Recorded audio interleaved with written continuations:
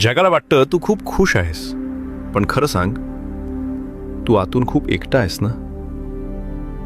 ज्यांच्यासाठी तू सगळं काही केलंस त्यांनीच तुला वेळेवर साथ दिली नाही. मनात एकच भीती आहे, शेवटी मी एकटाच राहणार का. पण आज स्वामी तुला जवळ घेऊन सांगत आहेत, बाळा, जगाने तुला सोडलं असेल पण मी नाही. मी तुझा शेवटचा श्वास असेपर्यंत सोबत आहे. या एकटेपणातून बाहेर पडण्यासाठी आणि मनाला शांती मिळवण्यासाठी स्वामींचे हे गुप्त मार्गदर्शन एकदा वाचून बघ.